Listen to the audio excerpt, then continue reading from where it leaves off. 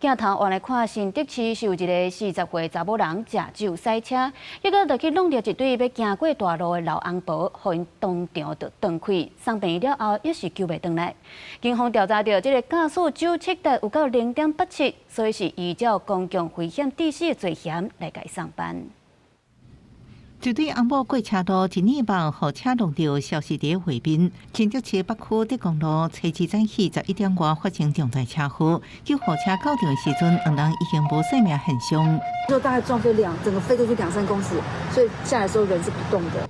警察表示，80岁姓吴加75岁姓林翁某为骑车出门挂水果过路，和40岁姓洪的查某人在那小特斯拉撞到，现场涂骹拢是血迹，水果落开涂骹，消防队赶紧将伤者送医急救。